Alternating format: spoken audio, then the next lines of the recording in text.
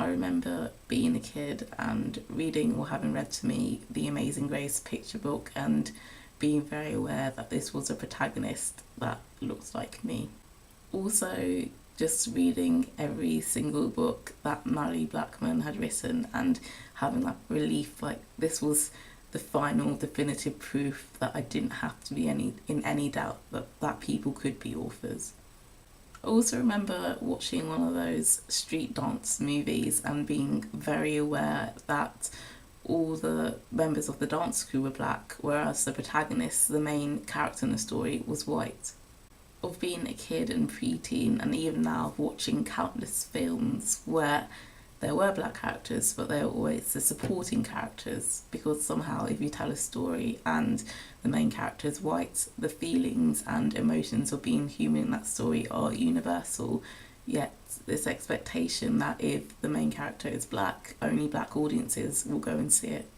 And I remember up until fairly recently, in terms of like a year or two ago, the internalized racism of calling myself things like a coconut or an Oreo, the whole black on the outside, white on the inside, which I just find so startling and horrible now that those are terms I would apply to myself. Because somehow being black meant acting a certain way, whereas being white was somehow closer to who I was in terms of being quieter and shyer and like preferring to feeling safer sitting in a corner of a book. And I feel really weird saying this now because it obviously is ridiculous.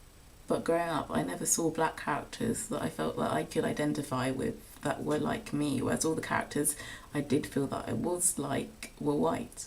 Not feeling black enough because I was crap at sports, I wasn't cool, I didn't know any slang, I wasn't that into rap or hip hop.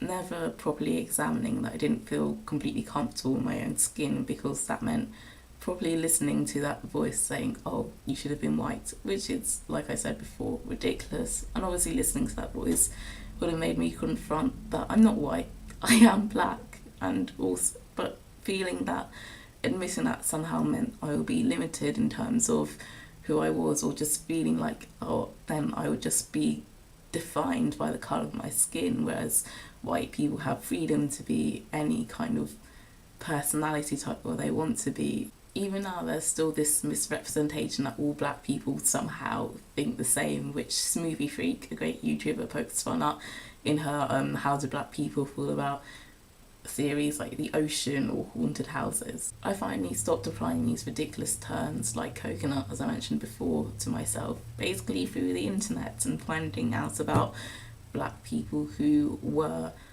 like me, using that word. Well, what do I mean when I say like me? I guess probably more on the nerdier side. Basically, you still do get a stereotypical representation of black people in the media, which is just appalling, just these caricatures of being sassy and like gangster and stuff like that. So basically just seeing black people who were complexly human and were real, just posting on different internet forums or making podcasts like Black Girl Nerds.